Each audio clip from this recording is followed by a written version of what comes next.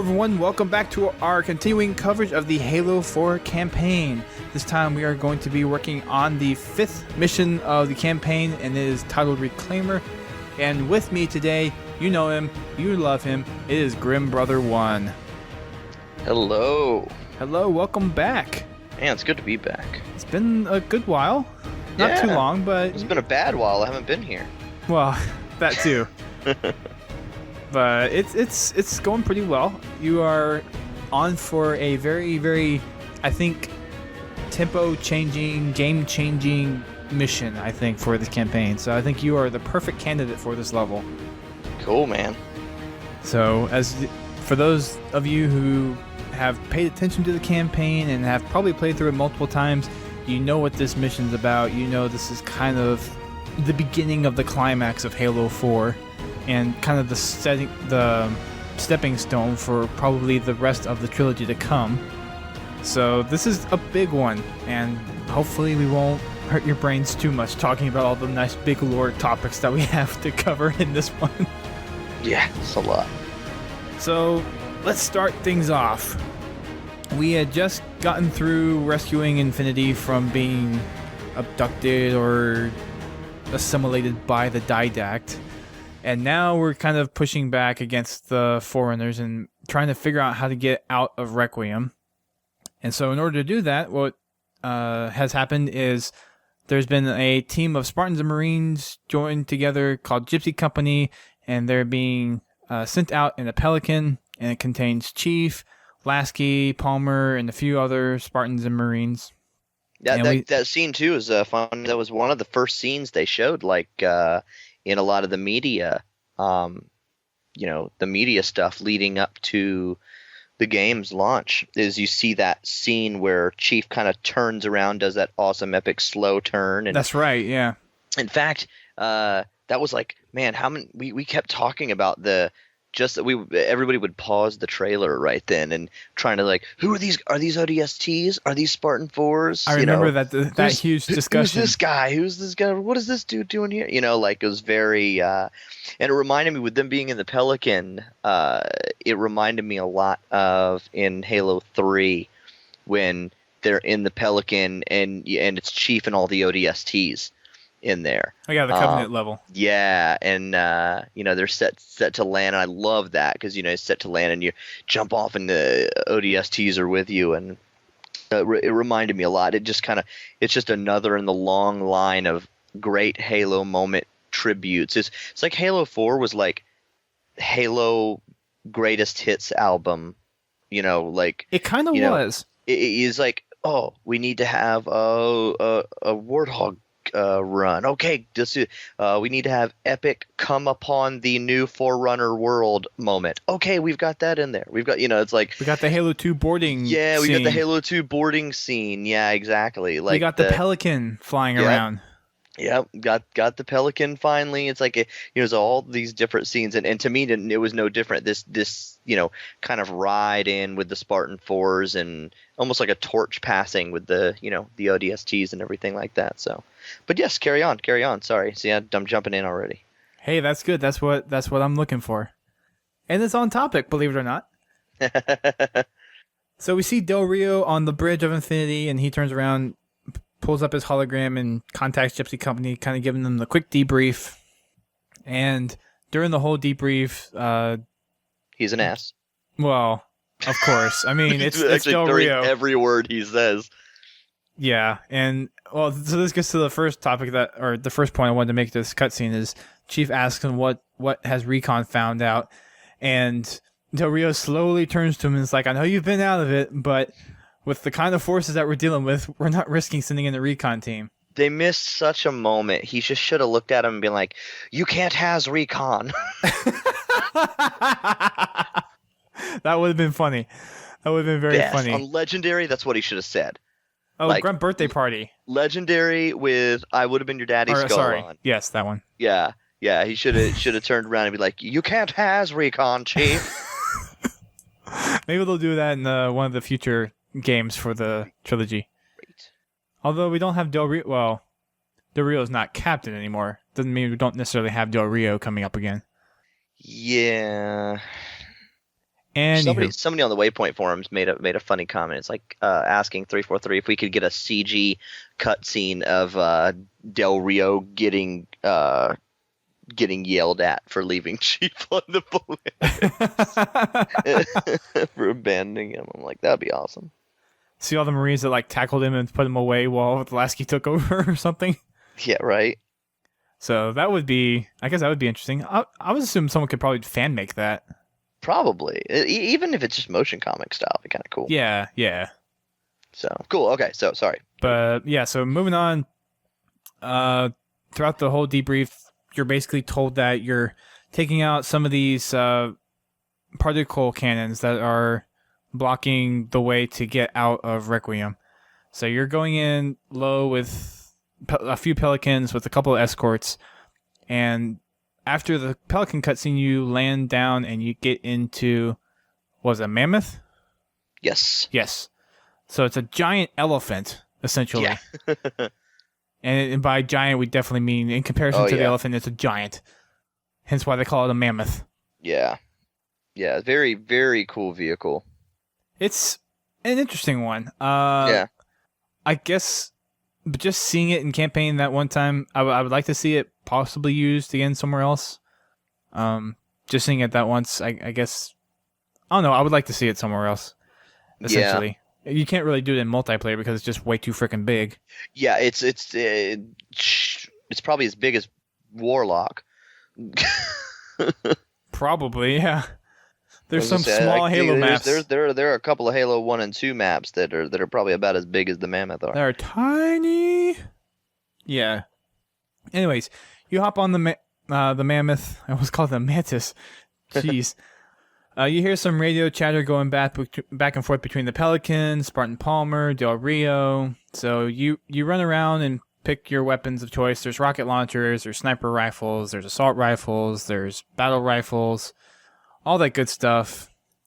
And then you head up to the top of the Mammoth and you kind of do your little talk with Lasky. And after a little while, Del Rio radios in and basically issues the order to go attack the particle cannons. And then, for some reason, you're asked to go get a jetpack right then and there. So you go pick one of those up.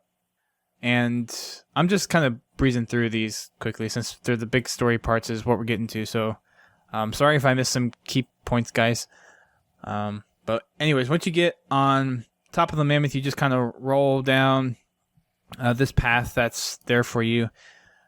You know what's funny? There are so many skips in this level. Like, I just did. We were talking earlier. I did this level on Slazo with the solo legendary all skulls on it, and and really I was able to do it because of like really great insight from guys like RC Master, who is just an amazing expert at these things and puts out great guides for this. If if anybody is struggling with stuff or really looking to kind of do something up a notch difficulty wise, check out the guides by RC Master, Naked Eli, and Tyrant, and because it's really neat. But he, I was able to see, looking at some of these guides and stuff, man, there are so many like skips, so many things you can kind of like do to circumvent battle. Like you could almost spend every single battle just chilling in the lower decks of the Mammoth and don't have to fight anyone, and eventually the Mammoth just keeps going and just takes you all the way there. It's really kind of hilarious. Like the only thing I think I had to do was get out and go grab the target locator. Right, and there's ways to even get around that without being shot at too much. Oh yeah. If you just take a Warthog basically and load it up with Marines, and just drive it like on that far side, if you're looking at the battle, basically the far left side around, and just drive it, drop them, jump out, grab target locator, head for a ghost, and take off out of there. I really can get through it without being hit at all. and it's really really funny. And there's a ton of places in the level that you can just jump over. That I had such a hard time on when you kind of end up making it through with the mammoth. There's those 3 shield generators you have to take out, and I had such a hard time on legendary, partly because of like ammo scarcity and what weapons I had ended up with, and just kind of just ended up with a weird hand due to some poor decision making, probably on my part. And with the available weapons, sometimes you can't really do too much with it either. I had such a time, and oh my gosh, damned if I didn't find out that you can just take a ghost, jump in a ghost. And I had actually taken a ghost from the very beginning and put it in the mammoth. I drove it up into the mammoth just like a cargo hold. So it took the ghost with us. And so you jump with the ghost, take the ghost, just bypass all the shield generators, and then put yourself up against the shield. And when you dismount, you'll dismount on the other side of the shield, just like you do in Nightfall on the forklift. Doors. Yeah. And I literally, I saw that, and then I tried it out, and it worked like a charm the very first time, and I was like, you've got to be kidding me. I could have saved so much heartache. Yeah. Well, the funny thing is, actually, as of this recording last week, the campaign challenge was to do Reclaimer with all those special skulls on. Yeah. Oh, and I wish I would have done it.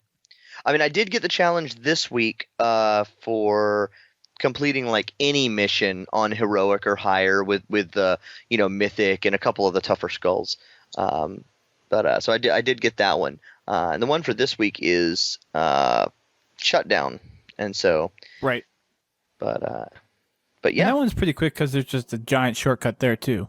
Oh yeah, huge shortcut. But that one's much tougher to make it through the end, even in just that last little bit that you're in. And again, man, I'm not that great with a reticle.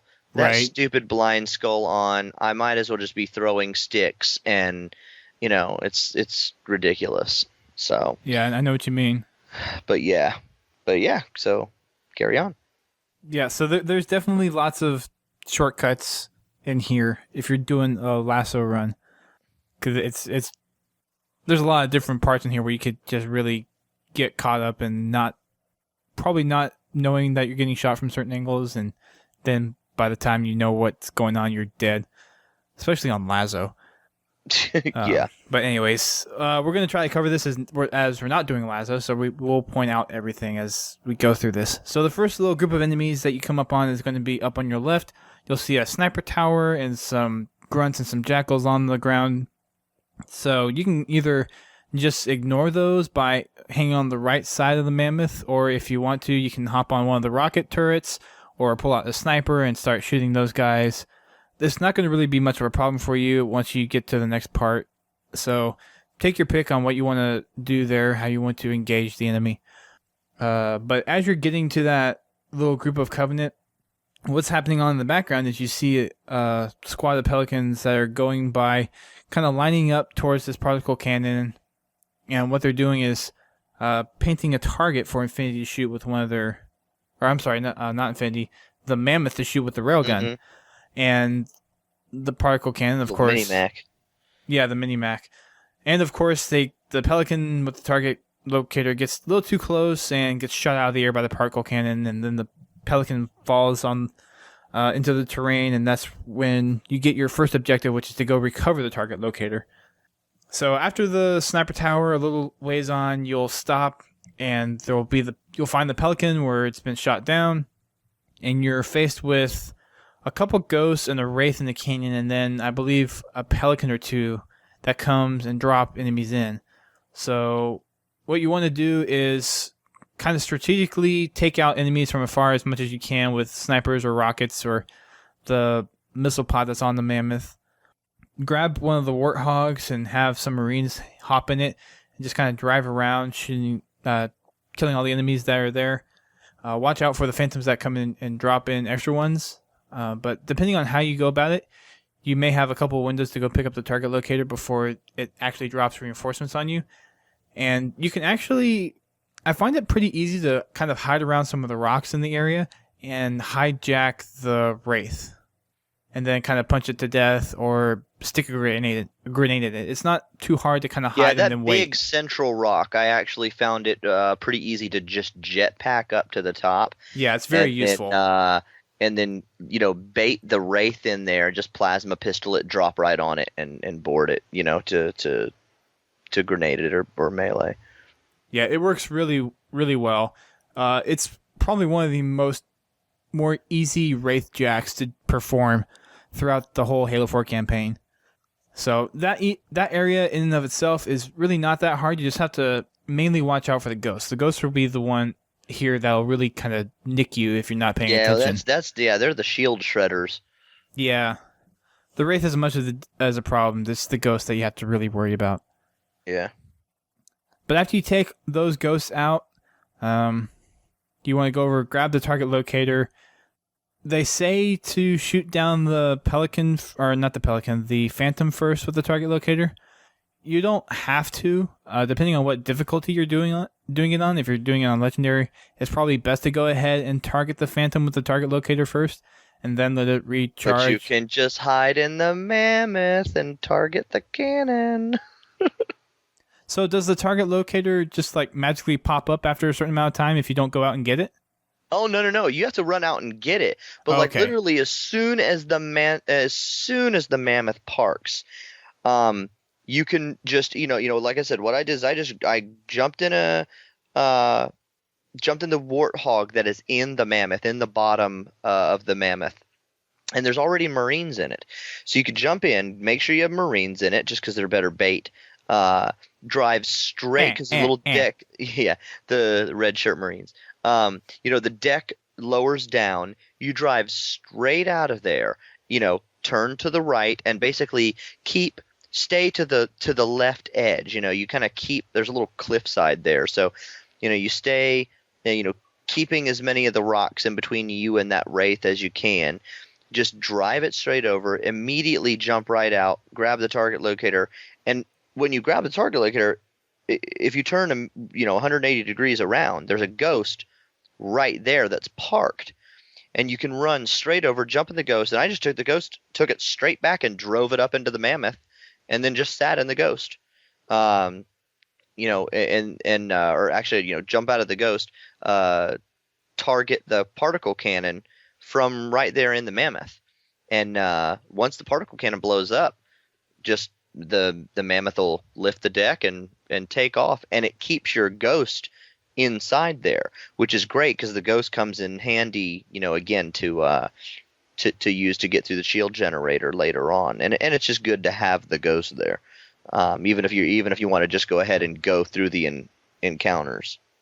Yeah, well, there's another part that's going to come up before this part where it's pretty easy to get your Warthog destroyed, so having that ghost around would actually be pretty helpful because you can move from side to side. That's one of the benefits of having the ghost with you. Absolutely. You have another degree of movement. And you can shoot.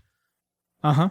I mean, that's the big thing, is with a Warthog, you have to choose between am I going to drive or am I going to shoot?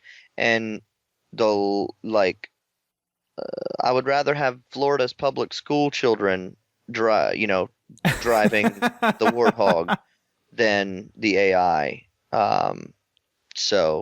Well, it's pretty hard it's pretty easy to beat Cat. So yeah, with a stick. Yeah.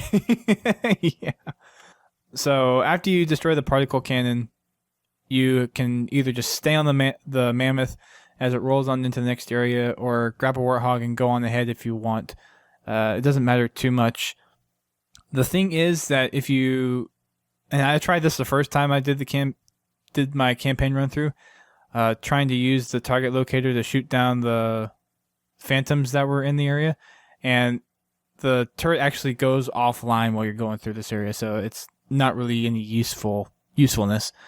So I've actually most of the time done the strategy where I sit on the missile turret on the left-hand side of the Mammoth and just kind of rain down fire on as much enemies as I can and take my time.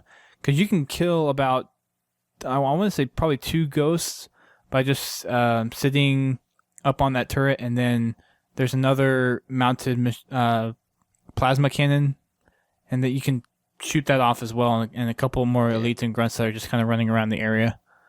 But so as you're going through this canyon, you actually come across 2 areas of enemies, and you can you'll bypass those eventually, and then you'll come up on your first shield door.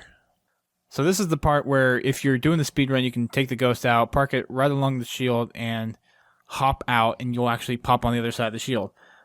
But since we're kind of actually doing a somewhat walkthrough here, we'll go ahead and talk about the destroying the shield generators. So doing what I said with the missile pods will probably take out about half the enemies that you need to take out before you have to go in and engage them. You can take a warthog in there as well with some of the marines. That's pretty useful. I don't know what strategy you use, Jeff, but when I'm actually going for the shield generators, I usually go up around to the very top of the quarry and then drop down and get that first one. Yeah. No, I definitely. You mean, do you go up around the right or around the left? On the right. Okay.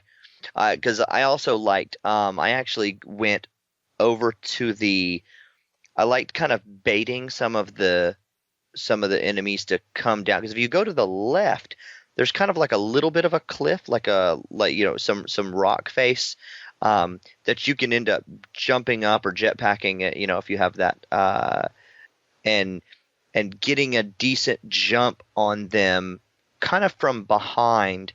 If you go to the left, so. It really, I guess, just kind of depends on which way you want to go at it. But okay, yeah, I do the right just because at that point I usually have rockets. So if there's any ghosts left over, I can just hide in the shield area. Because by that time I've probably taken out most of the enemies that are actually in and around that spot with the missile pod, just shooting a bunch of missiles at the area, and they're all dead by then. Yeah. So just kind of hanging in there, poking my head in and out, and baiting the ghosts to come to me, and then I'll destroy all the ghosts, and then destroy the shield generator, and then I'll run to the other one and take it out. The only thing with my strategy is you have to watch out for the Wraith. Oh, yeah. If you do the left one first, whenever I've done it, the Wraith really hasn't targeted me, but whenever I go up to the right side first and drop down to that because then you've got a long run down to that down to that other generator, and it gives the Wraith a real easy time to have a beat on you. I remember what I did when I went around to the left is if you go around to the left, usually the ghost is real close, and it's usually facing the other way. Like, it's usually facing basically. Oh, really? Yeah. The ghost usually kind of hangs right around there, and the ghost is typically facing off toward the right where you would normally go. And in fact, I've gone over to the right first, taken that, and then backtracked, because then they kind of, you were over there, so their attention is focused over that way. We go all the way back over to the left, jump up or fly up on that left side, and you can just dead sprint right over, or plasma pistol the ghost right over. I remember distinctly when I was going through my solo legendary, making a beeline for the ghost, jacking the ghost, and literally just booking it. Because as soon as you come around and you start to jack the ghost, the Wraith sees you and then tries to turn. But if you can get in the ghost, hijack the ghost, and then literally just lay that boost, you can get out of there before the Wraith can hit you, and then literally just take the ghost, hightail it as far away as you can, and then just use it to pick off the enemies. Well, I've actually, whenever I've gone to the left first, the ghosts are actually looking straight at me, so I guess I've just gotten unlucky for the most part. It could be, because you know what? Like, I've seen, I've watched guides on certain things. Like, oh, just do this. And I'm like, no, every time I try that, they're waiting for me. Like, they can see me, my whole body. I wonder if that says the game's really good and how it determines kind of different scenarios for the AI, or if it's just just kind of flukes that happen? It's probably a little bit of both. I'm sure there's some fluky stuff. But I'm sure some of it is, AI reaction to different scenarios. So Yeah. So after that part, the third generator is over by the Wraith, so you're gonna have to face it eventually. I don't think I've seen anyone go for it as the first one.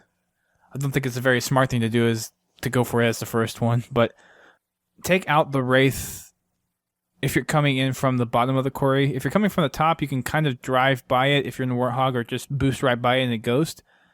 And then you can just sit in the shielded area, because if you're in there, the Wraith isn't going to shoot you. You're pretty much blocked from his quote-unquote vision. He still sees you and he still's looking at you, but he can't shoot you since you're behind there, and he knows he can't shoot you, so he's not going to do anything. So a good idea is, if you have a grenade, just chunk a grenade, hop in whatever vehicle you're in, and then book it back out. That's kind of the strategy that I've been using. So that's the first big roadblock that you have to deal with. So that one's not too bad. After that first shield generator, we keep on moving on. You can get back in the Mammoth if you want, or you can just keep driving with your Warthog. It doesn't really matter, because you're gonna have to stay out anyways for this next part that you're gonna have to deal with. So you come up on your second particle cannon, and you go ahead and destroy it as well, and then one of the Liches come out. That's the new Covenant vehicle. That's another cool little skip you can do, and I did it on my Lazo run, and again, this is thanks to some awesome guides and stuff online. Yeah, we actually be like, had, Grim is so good at Lazo. No, Grim sucks at Lazo. We actually had Mythic Tyrant on for Infinity, so he was right before Tyrant, this one. RC Master. I in particular found RC's guide really good for this particular level. But those two guys and Naked Eli too. I mean, those are my kind of my go-to trio Exactly. for anything that's difficult. But like I'm pretty sure that if I'm like, can't make an omelet. RC, how do you make omelets? Well, I don't know if they're really that good at cooking. Maybe they are. Who knows? I'll know. Well, maybe cooking on Lazo. That's. I don't know what their legendary all stove on. All stoves on. Yeah. Wow, that should be a T-shirt. There you go. But yeah, so you want to talk about the skip? Yeah, I should. But notice if there's just a spot that you can run up where you target the second particle cannon, and you can jump up into the rocks there, and if you get there quick enough, right when the particle cannon explodes, that Lich spawns. What's funny is it like spawns in the rocks, like it spawns like in the mountains to kind of hide it visually, not fictionally. Right. And you can just jump on top of it and go inside of it and melee the core and disable it. So it's literally flying over, like, you're riding in it, energy's going. It looks a lot like when you pop shields, so yeah, the shield energy's flare going kind of thing. crazy, and literally as it flies over the Mammoth, you just jump out and like super epic action hero jetpack down to the Mammoth and land on it, and then hide your ass inside. Like it's so cool, like, to pull it off, and it feels really neat, because like and what's funny is Tyrant in his guide, like, I mean, he's super awesome, and he gets like there right when it spawns. He just jumps down in it while it's still stuck in the mountain. Well, my less than awesome behind had to, like, it blew up, and I'm like, oh no, I'm not there yet. I literally just ran, it spawns, starts to fly away, and I sprint and jump and just land right on the top and run inside, and I'm meleeing it. and shooting it, blow the thing up, and like I have just enough time to run and jump out and like jetpack guide myself back to the mammoth, and I was like, yes. Very nice. It was just a really cool, like I feel like even if I was doing a fiction run, like a canon run, I might still use that trick because it just felt very chiefy. Like, getting the jump on this big ship and just taking it out midair and then jetpacking down and riding it and landing in the mammoth and be like, let's go. Like it was just really, really cool. You make a good point there, yeah. Sometimes the skips are like, okay, that kind of just, it kind of kills the immersion. But I mean, especially the way it ended up happening to me, because by the time I got to the Lich, it had pulled out and it wasn't like kind of phasing in really with the mountain anymore. So again, it all kind of kept that suspension of disbelief basically, but it was a really, really cool moment. And I went to go save the film, but there's no theater for campaign. So let's keep going. So if you don't do the speed glitch or the kind of the fast forward, this big skip here, what happens is after you take out the particle cannon, you're faced with about 4, 5, maybe 6 waves of phantoms that are coming in, and you're fighting around this central rock hill, so to speak, and there's phantoms coming in, dropping wraiths. I think you have to fight 4 wraiths, and who knows how many ghosts. You want to grab the Gauss Hog as soon as possible and get Marines in there. So you may kind of want to stage your the area first before you take out the particle cannon. So you want to get Marines in the Hog, then you want to take it out and deal with the wraiths and the ghosts that come in with the Gauss Hog. And make sure you don't sit still, because that'll be the wraith will pick you off very easily, and so will the ghosts. So just make sure you're driving around, keep your distance, and the Marines will eventually catch on. If the passenger Marine in your Hog has rockets, that also helps a lot. Yeah. So if you guys don't know, you can switch weapons with Marines. As long as you don't have the same weapon as your primary or secondary, you can swap out a weapon and give it to the Marine to hold, and he'll have infinite ammo with whatever weapon you give him. So get the Gauss Hog. It's on a rock that's on the edge of the cliffside. You'll see it as you roll up, so you want to grab that, get another Marine in there with rockets in the passenger seat, and then just go to town. Eventually, the Lich will come out and sit over the top of the hill, and you have to work your way up there, taking out elites, grunts, jackals. And what you normally do to board the Lich is go up the gravity lift. There's about, I want to say, 8 grunts, 4 jackals in there that you need to take out, and then you go up to the top, and then you take out the shield for the power core, and then you shoot it, throw a grenade, or do whatever you want to it, and then you hop out. So that's kind of the normal run, so to speak, that you would do for this area. Mm-hmm. And then after that, you get back on the mammoth, and you roll out yet again, and you get to a part where you're running over some kind of, what is it, corrosive liquid stuff? Death juice? Yeah. Rivers of death juice? Rivers of death juice? Yeah. I guess that's one way to put it. I don't know. It's it's not cool. It's bad stuff, man. Yeah. So during this whole time when you're going over these rapids or whatever, corrosive death, Cortana has this bit in there where she says to Chief, they don't care about you, they've replaced you. And they start going into this whole discussion how Cortana's rampancy, like, Chief is trying to calm her down. It's like, it's okay. And she's firing back. It's like, it's not okay. How is any of what is happening to me okay? Yeah. And Chief, do you really understand what rampancy is? So she's kind of getting a little cocky and like, do you understand what's going on here, Chief? Do you understand that? You know what's funny is I think she's just as much, if you want to get to the breaking the fourth wall a little bit and kind of a meta meaning to it. Well, we're going to get there anyway, so we might as well go ahead and break it now. I think she's talking in some ways just as much to the player as she is to Chief, which, in some ways is one and the same. because for in large part, the idea of rampancy is still something that's not really been touched much in the games. So, that's still been, for people who read the books and, and kind of keep up with the extended fiction stuff, the idea of rampancy is very, very, very well known. Yeah. But not quite as much in the fiction.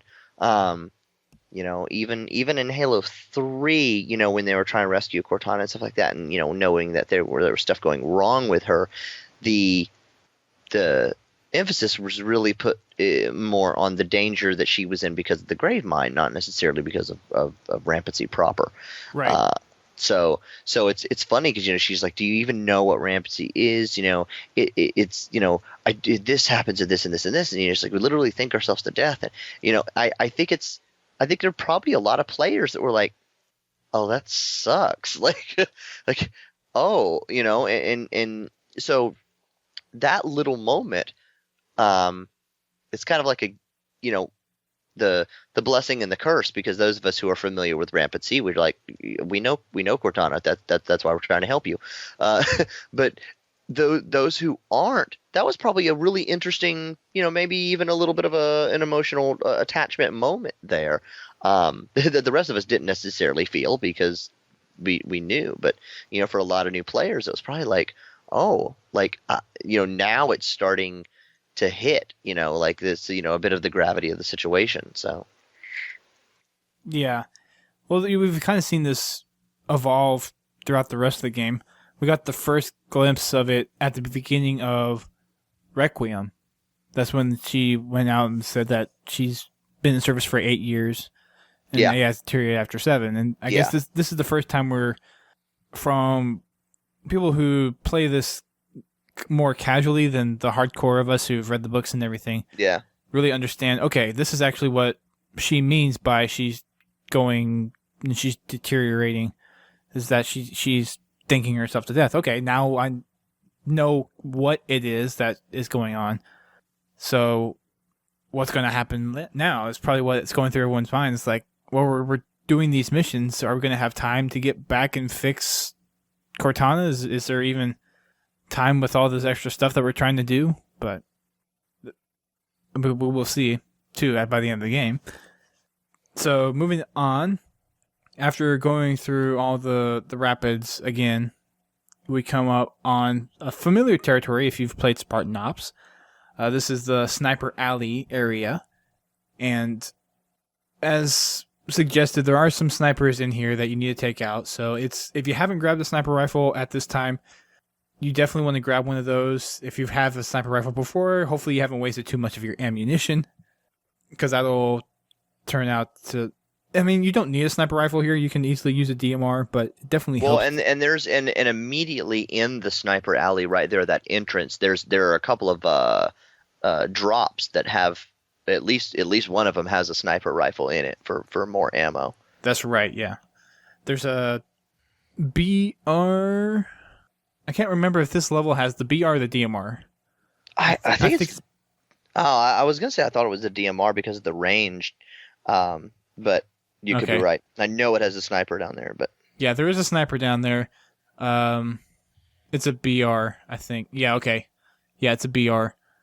And I think there's a couple of those down there that you can pull from. So take out the jackals in the canyon. There's 2 on the left. There's 2 or 3 on the right as you get into that first open area where there's a bunch of rocks sticking out of the ground everywhere. So just kind of be wary of how you're stepping and make sure you have your surroundings covered as you're going through this. There's some grunts and elites on the ground levels that are... I mean, just take those as you normally take them, depending on what difficulty you are on. It's just that the sniper jackals, especially on Legendary, will make it a living nightmare for you as you're going through this. Because if there's more than one looking at you, chances are you're going to die pretty quickly.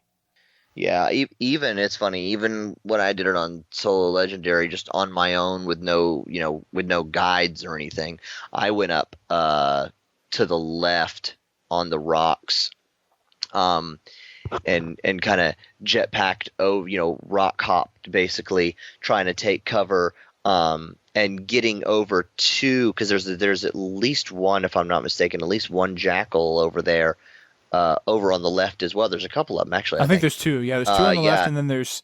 And if you can get there, then you can also grab their beam rifle, which is super nice to have. Right.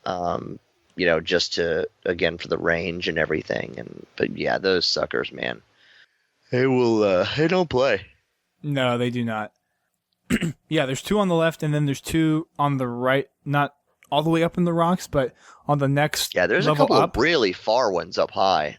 Oh yeah, but that's kind of as you turn that first hairpin turn. That's when they start to come in up there. So if you after you clear out that first area and you make your first corner, there's going to be a whole bunch of elites there, and there's going to be jackal snipers that are coming in, running in at the very back. Choose your targets carefully. If you can, kind of go around the corner, trip the spawning sequence, and then back off and pick off the jackal snipers, and then engage the elites. If you still have sniper ammo left over, which you probably should, then you can take the elites that are there out pretty quickly.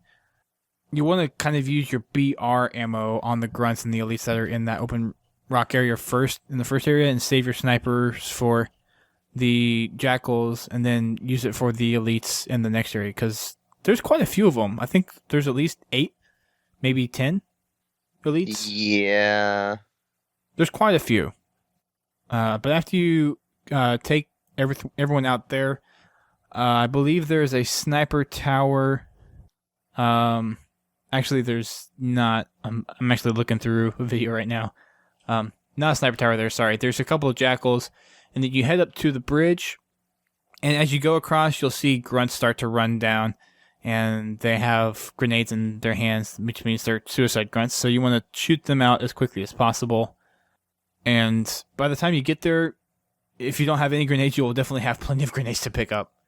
There's probably about a dozen or so grenades that you can use in the next area, so you can just, if you're doing it cooperative, just have everyone pick up grenades and start chunking them. Come back down, pick up more grenades, and chuck more grenades until you exhaust your stockpile. And then there's some more grunts and elites that will come down from the very top level as you start to make your way up the first ramp. So as you get up there, look to your right as the elites and grunts come down. And if you're running low on ammo, you can actually go up to the top ledge from the first ramps that you go up there. And there's ammo crates that you can use there as well. And it also gives you a nice vantage point into the next area to take out the enemies that are currently there. So it's pretty.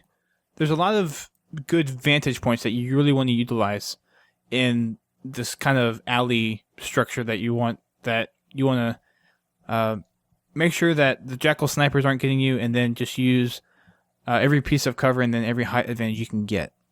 Yeah. For the jackal snipers, there's one on the right. Before you kind of go through kind of what looks like an archway, there's the one on the right there. I think there's one on the left. And then the last sniper jackal in this area, I believe, is up on the very top, all the way in the back right. So in this area, those are the only 3 I believe you have to worry about. Does that sound right? Yeah, I think so. Right before you head up over to the door? Yes. Yeah. So, let's see.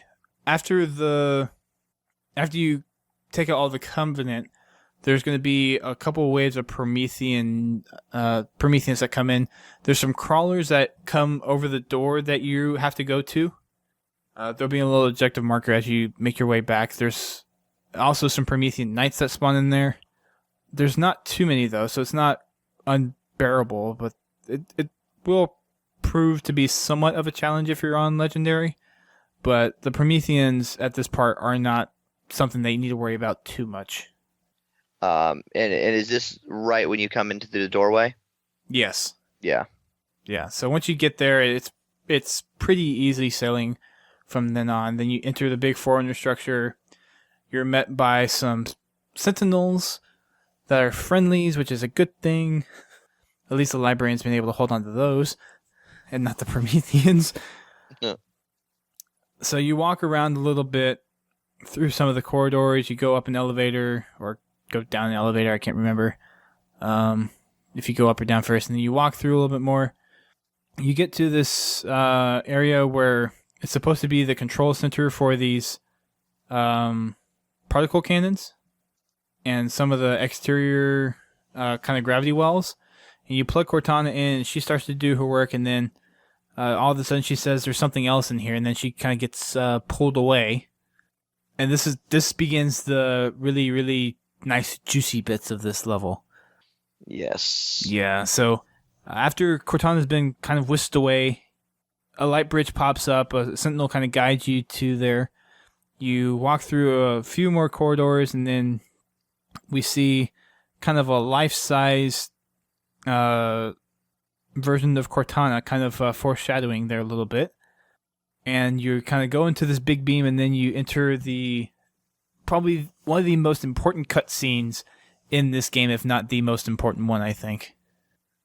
And actually, right before that, what's really funny is, when you run, right when you go to the light bridge, like when you run through the when you basically exit out, of the elevator, you're supposed to go, I think, to the left, but if you turn to the right, the terminal is there for this level. Oh, I totally forgot about that. Yeah. And that's terminal number 4, and that is super awesome. Like, and it goes right along with this awesome cutscene that you are about to talk about. So, it's one of my favorite cutscenes. I think it's called Lord of Admirals. And it really, really has some super deep, cool, heavy story stuff that pulls from very heavily from Primordium, especially Cryptum and Primordium. So. Yeah. So yeah, thanks for pointing that terminal out to me. I completely blanked about it. It's when you pull Cortana, or place Cortana. Pull Cortana, place Cortana. I don't remember, but you have to run through. You fight through Promethean knights and crawlers and stuff, and then you run through a door. You're supposed to go either straight or to the left. I don't remember, but I know if you turn to the right, if you go the wrong way, there's a terminal right there. It's easy to miss, but it's easy to spot because literally it's straight through that door and immediately to the right. Isn't it kind of down a hallway that you just kind of pass by? Yeah. It's I would hesitate to call it like a hallway because it's really more of an alcove immediately to the right. But dude, that particular terminal, man, is so sick because you really start to see the Prometheans, the old school the full Forerunner Prometheans in battle with ancient humanity, and it's so sick. Yeah. It's actually after you pull Cortana. Okay. Yeah. So and we're gonna have a show that actually talk about all the terminals. Yeah. At some point. It deserves to be its own show. Yeah, we don't have nearly enough time, but if it happens that somebody hasn't grabbed it yet, you might as well go ahead and nab it now.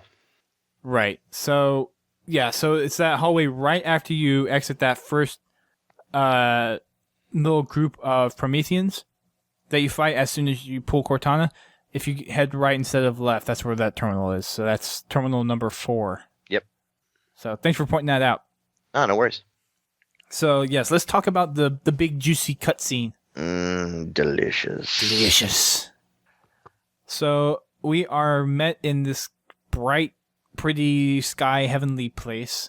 You'll recognize one of the structures from the multiplayer map Haven. And we see Chief looking up to the clouds and says, "Who are you?" And then we see the librarian descend from the heavens. Yes. And she goes into this giant spiel of just what she's been planning for humanity over the last who knows how many millennia of just planning and she trying says, to figure out what the Didact's going to do and all that stuff. Yeah, it's what's Chief is really seeing, like really starting to kind of finally get clued into, all this crazy stuff, and it's also the first time we see the composer if I'm not mistaken, It is. because we see it in the holographic form, and it does remind me very like Reaper-y or Beacon-y, Prothean Beacon kind of like Mass Effect, but yeah, it really goes into this amazing cutscene of the human Forerunner war and the realization of the Forerunners too that humanity was not necessarily just running through the stars going crazy and taking over planets and stuff, um, but specifically that we were also in combat with the flood and running from the flood and just some great visuals, very much in the terminal style. In fact, I Very would much say so. maybe even a little more animated than the terminals themselves. Um, some great visualizations, some talking about the flood, and like you said, the librarian just kind of talking about hiding away gene songs, hiding away uh, basically seeds in the genetic structure of humanity when they indexed us and preserved us, so that it would kind of, she says it would lead to an eventuality and basically help usher, sometimes passively and sometimes very actively, usher humanity back into, you know, I want to say necessarily its rightful place, but definitely back in, up to a taking the place of the you know Guardians of the Galaxy, essentially. Yeah. So, do we want to break this down bit by bit? I mean, you just gave a good overview. I don't know how much into detail you Yeah, want to go no, into we could this. we could do however you want. All right.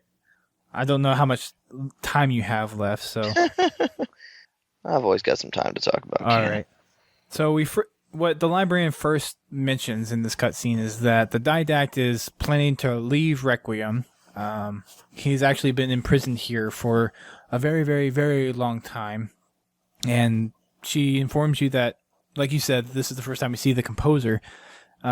She's basically saying that the Didact is going to go find this, and then she goes into this big story of the war between the humans and the Forerunners. And when the Forerunners first met the humans, they kind of saw them as just this race that was going out and just had this, it's Very, very seemingly need for, savages, kind of, yeah, like high tech savages, basically. Like we were just kind of almost locusty, and not in a Gears of War way, but just kind of, you know, just go and take over all the resources and go and colonize and go and colonize and expand and reproduce and expand and just saw us as very haphazard, basically, and just apathetic to responsibility. right.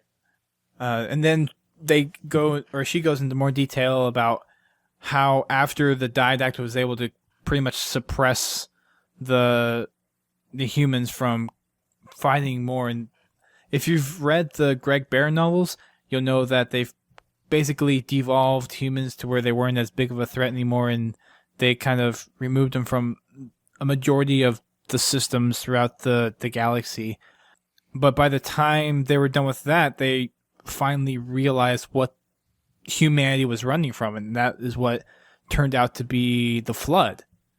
Oh, dude, I want those weapons that the Prometheans were firing in that trailer. It's so awesome. It's like a sentinel beam on crack and yummy. Yeah, Like it's oh, they're so sick. that I mean, means that the Prometheus. even the ancient Forerunner weapons, or I'm sorry, the ancient human weapon, like armor and stuff, is really cool looking. Yeah, but you can definitely see. I think they specifically designed that cutscene to kind of bridge the gap between what we saw in the Promethean weapons so far, Oh yeah, and then what we've I seen totally in agree. the human armor, and then there's enough of a gap there to make a big distinction, but it's close enough to where you can see how that evolution might occur. Yeah. So you bring up a very good point in that. And to continue on, once the Foreigners figured out that you were fighting the Flood, and when they were being attacked by the Flood, by that point, they exhausted so many of their resources just fighting humans that they weren't prepared for the Flood and what it had in store for the Forerunners. Yeah. So the Forerunners entered this desperate time of trying to figure out how to save the galaxy, thinking that they're the caretakers of the galaxy, responsible for holding the mantle. And there's more discussion to go into that. We'll probably have a podcast specifically dedicated to that. By the time Halo starts to die down a little bit, it'll be wide open to where we'll discuss so many aspects of the Halo lore, because this game has so much stuff in it that you have to really play through it multiple times to pick up on everything. And even that, you could talk about these things for days on end. And with how many different things. I don't know what you think, Jeff, but I think this is one of the most complex Halo storylines, aside from Halo 1, because that's the beginning and you're just kind of learning everything there. But yeah, that's an apples and oranges thing, in all honesty. Yeah. It's because the first of anything comes with an inherent large amount of mystery, because everything is mysterious. But yeah, Halo 4 really, in this specific area, and what we start to see with this level, both with the terminal in the level and the cutscenes, it really is kind of like, it's funny. It's like a midway point in the game, and it's transitioning the game from kind of one feel to the next. But it's really doing the same for the franchise. Not to kind of speak hyperbolically about it, but I mean, it really is kind of showing like, it used to be that the Forerunners themselves, just the idea of the Forerunner, was huge mysterious. We didn't know what they looked like. We didn't know anything about it. And now in this cutscene, we're like, oh, this is the first time we're ever seeing the librarian. This is the first time. Well, what is the composer? And we're hearing all of this stuff. What do you mean? We fought humanity, with the Forerunner. Just especially again for people who haven't read the books. I mean, these are megaton freaking realizations. Like it's absolutely crazy as far as an overarching universe standpoint goes. It's just one giant bombshell of information. Yeah. So after the whole thing with the Flood and the Forerunners, they came up with a couple ideas, and one of them was the Halo array.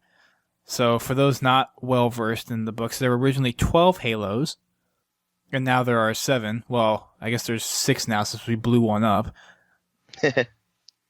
So after there was that plan, there was the plan for all the Dyson's field or shield worlds. Yeah, all the shield worlds, the Dyson spheres, and then this composer thing.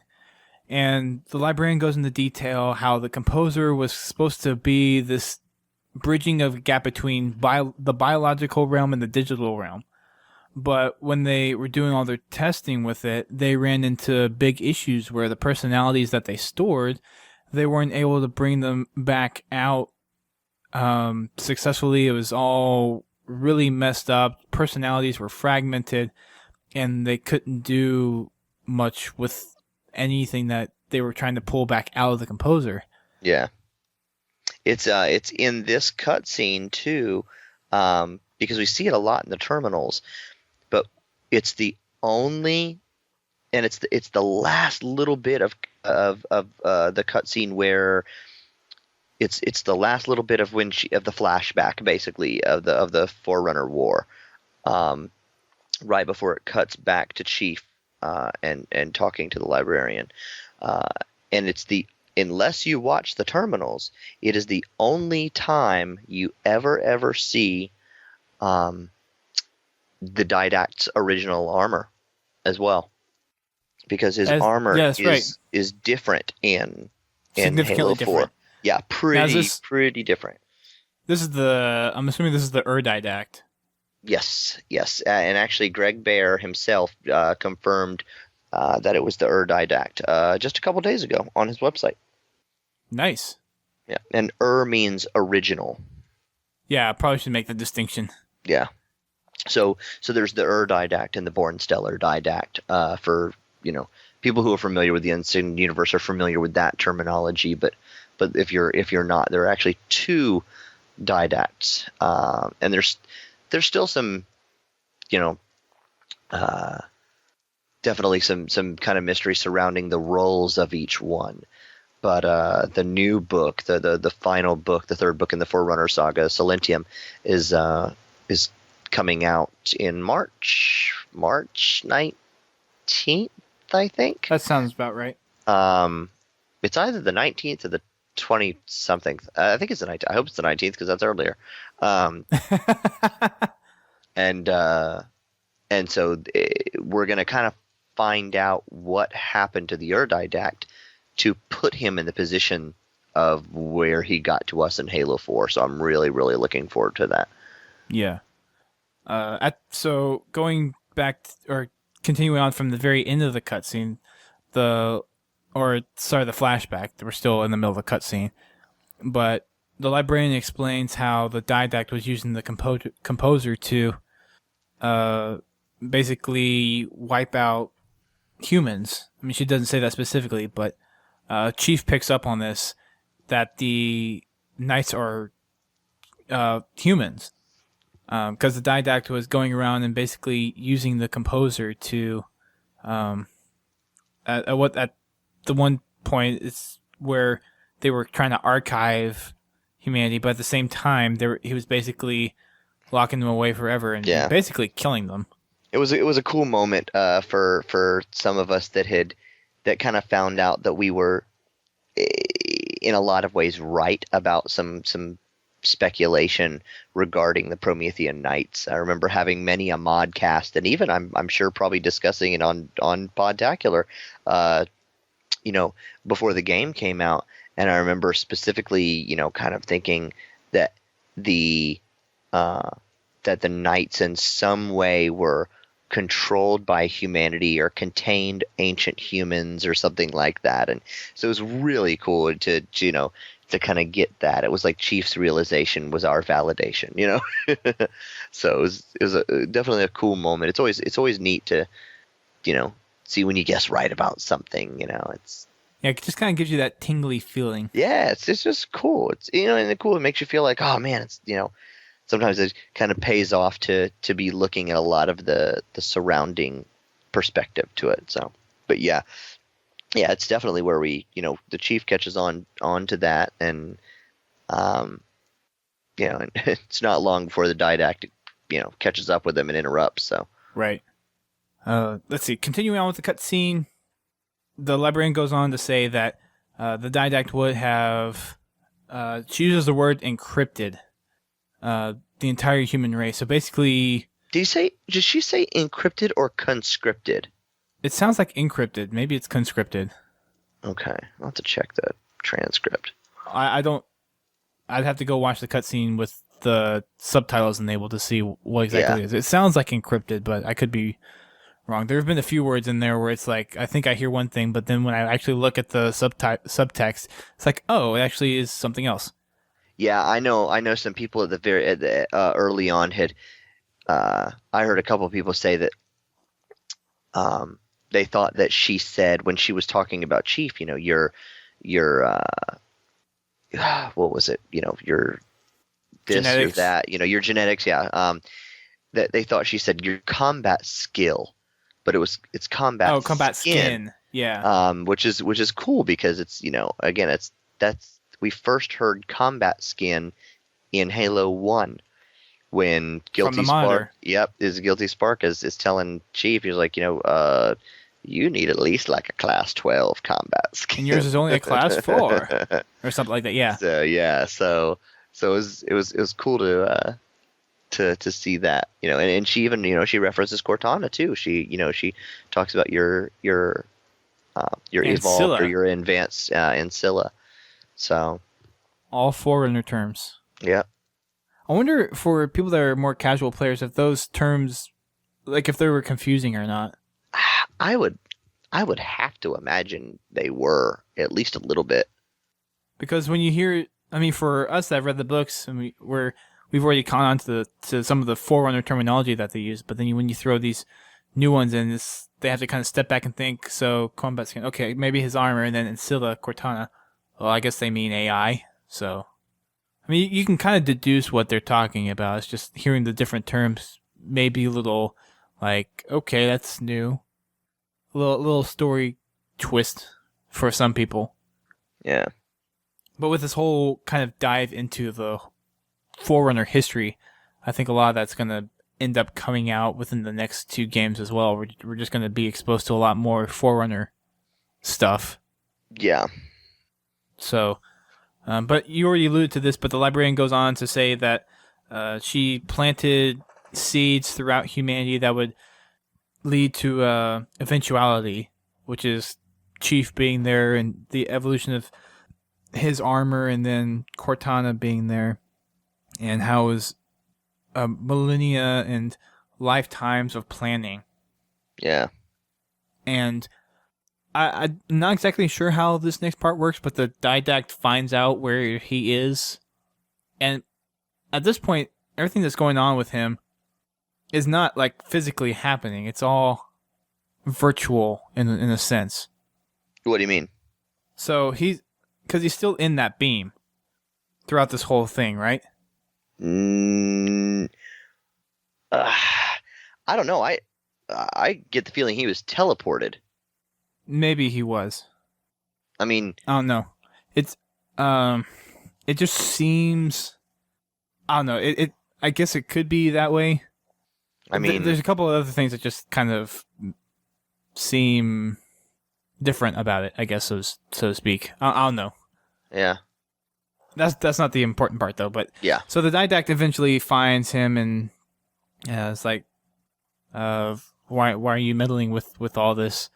So librarian. I mean, because when he comes in, it's like he's summoning these pillars, and Promethean Knights start teleporting in. Yeah, but it's not like they're attacking or anything. Yeah, it's true. So if I don't know. if It's this funny. is, I guess I'd never really thought about it like that, and I suppose it doesn't even necessarily matter, one way or the other, whether or not it was kind of more of a projection type thing, or whether he was literally there. I've just always assumed he was literally there, that he was teleported there. And in all honesty, maybe this next episode of Spartan Ops will shed a little bit of light on that, because it's a very similar transition. Halsey, running into that beam. So yeah. So who knows? We'll see. So it's an interesting take, though. Well, another part of it is the librarian is actually not physical. She said at the very beginning of this cutscene that she was left behind. I mean, what the representation of the librarian is actually a digital representation. She's not physically. I do agree with that. I do totally agree with that. But to me, it was just that was a projection, like a physical projection. Like Okay. it was like an ancilla, basically. Help me, Obi-Wan Kenobi, you're my only hope style. Got it. Yeah. But continuing on, she says that she's hidden away. What'd she call it? Genes. A gene song. And seeds in your genetic structure. Yeah, a gene sog or something. Yeah. I forget what the exact word is. But it would make the Chief immune to the composer's effects. And the Didact is still, like, trying to kind of interrupt this thing. And Chief's like, can I defeat the Didact with that? And she says no. So he's like, do it. So he undergoes this benign kind of mutation while he's in this beam of sorts. And that's pretty much the end of that. The end of we see of the librarian for a while. I think for the whole thing. Yeah. Well, for the whole thing, it's well, I mean, the whole single player campaign, yeah. Right. So, yeah, as of this recording, they'll show you when we're actually recording this. But we do see the librarian again in Spartan Ops. Yeah. So that will be very interesting to see. When Chief comes back out of this energy beam, whether or not he was teleported away or whatnot, Cortana's also there, so we have to assume that she probably had some kind of conversation with the librarian as well. And it makes, I guess it kind of makes me wonder, because if the librarian was able to affect Chief in a way that makes him immune to the composer, you would almost think if she had that plan, she had something planned for Cortana. Well, that maybe her rampancy was more of... I don't know. I mean, it's a very interesting thing because they, there's and then this is in another level, but when Chief is putting Cortana into the system, and she's trying to help him. In fact, I think it's Midnight. I think it's the last level. He puts her in, and Didact says, "Oh, this is what you've been hiding from me. This evolved in Ancilla," and I he's saying it like there's definitely something very specific, very special about her.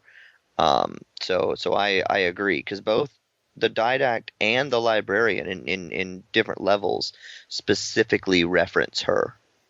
Yeah, so I'm assuming something was done to her to either her rampancy is leading to something greater than what is projected to happen to a human-made AI, or something else that we probably have no idea about. Because I think at this point, it's a pretty good assumption to think that Cortana's going to be back in some way or form in the next games. I mean, we definitely don't know for sure, but there seems to be strong evidence to point towards that she will be back. I mean, am I totally kind of speaking out of my butt here? No, I don't think so. I and that's a weird, I mean, part of me hopes that she doesn't come back. It's like, I don't want her. If she comes back, I think that's okay.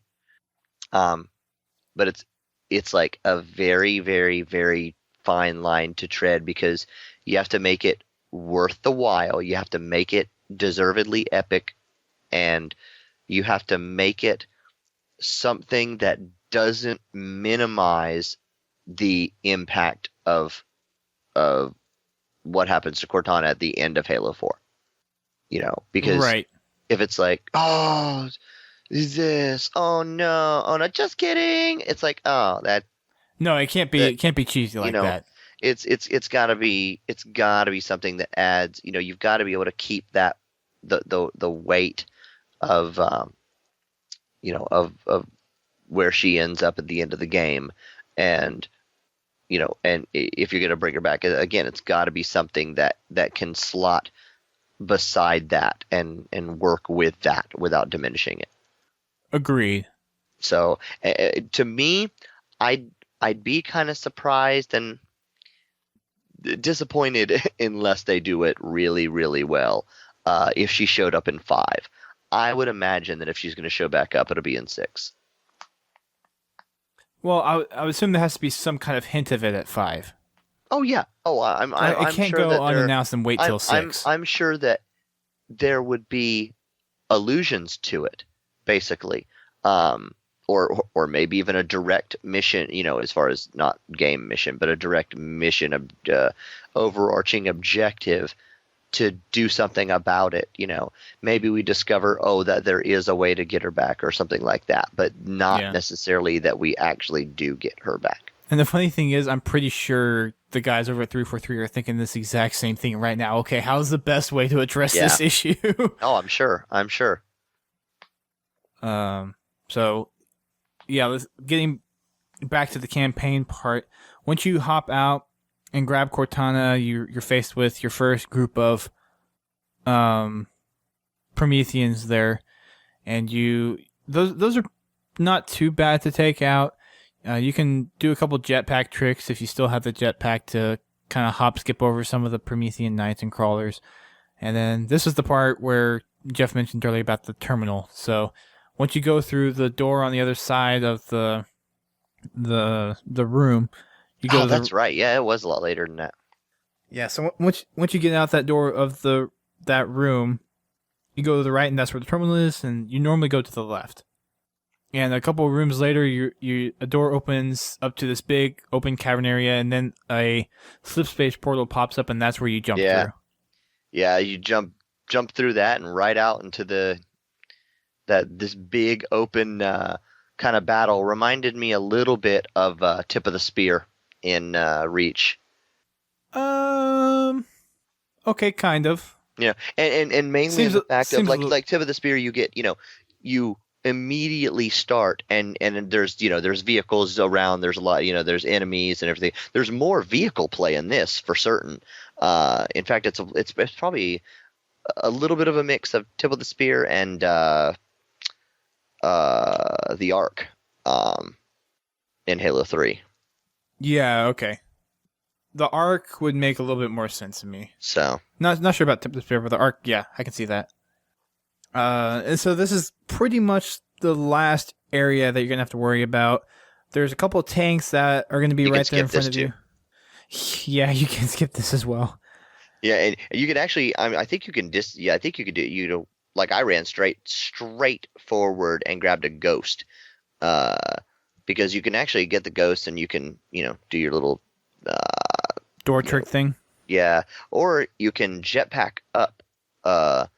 If you get close to the shield the shield, you can actually jetpack up into the rocks along the right and literally jump over the shield generator and just land on the other side.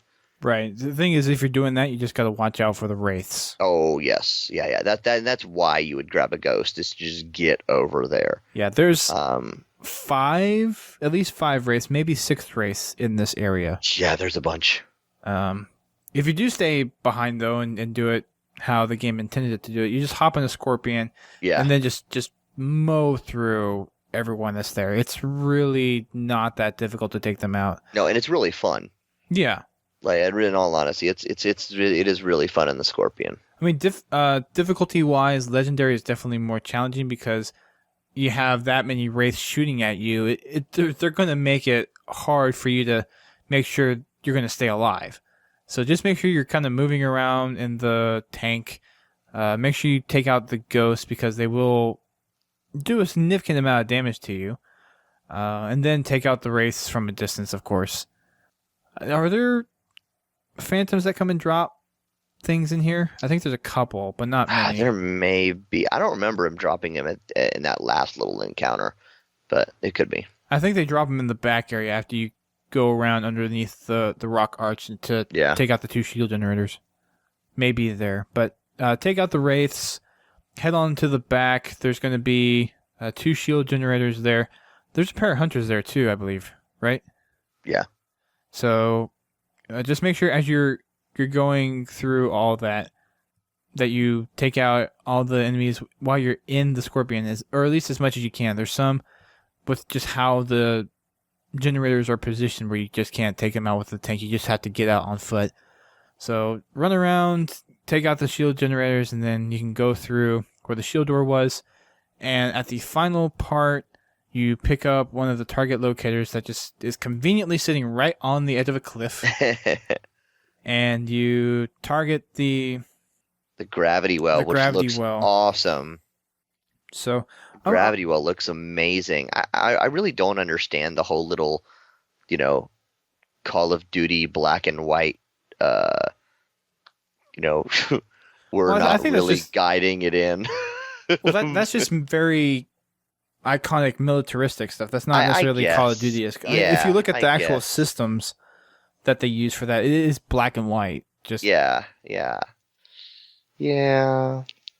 So it'd have been cooler if you got to target it, like if you targeted it and then it switched over and you were controlling like Infinity's guns and firing at it. So you do actually have some control over the missile, but it ends up hitting its target anyways. Yeah, that's what I'm saying. Like it's it's like a quick time event that just says press any button to win. Exactly. So a quick time event that all buttons appear on the screen, and if you just press one, you're fine.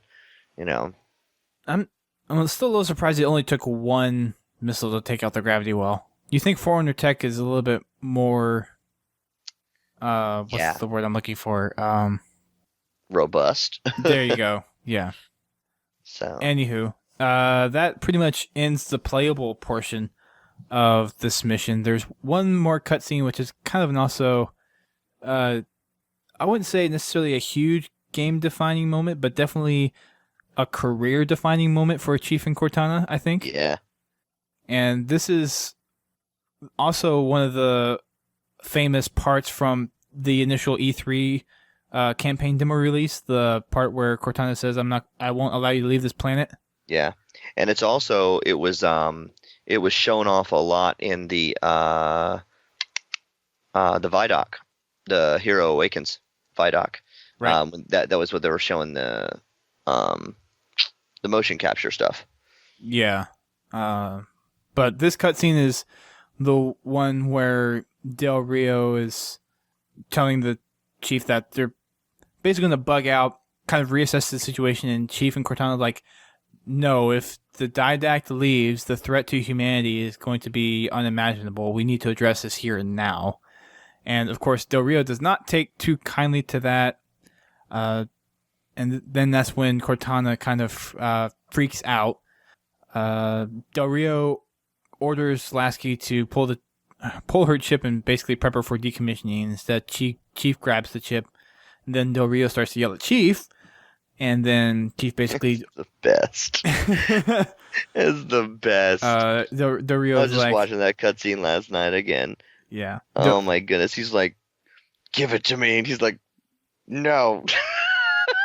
It's like, he says, I am ordering you to surrender that AI! Oh my gosh. And then Chief steps up and he's like, no, sir. And he's like, arrest that man. Arrest him. I was like, what are you in the Goonies? Yeah, it's like you're dealing with a Spartan here. Hello. Like in the Newsies, like, oh, arrest this man. Like, oh my gosh. I'm like, what is this? What's funny is Palmer's like, I ain't touching that. Was Palmer in this cutscene? Yeah. Okay. Del Rio ordered Palmer to take Chief into custody. Oh, so she looks like, it's like, what do you expect me to do? And I like how when Del Rio's freaking out, Chief is just telling Lasky, when you get back to Earth, tell him what's happening. We're going to go after the Didact. And he's just completely ignoring what Del Rio's doing. And then he walks off and Del Rio's just like, blank stare, That's mouth open. It's like, what just happened?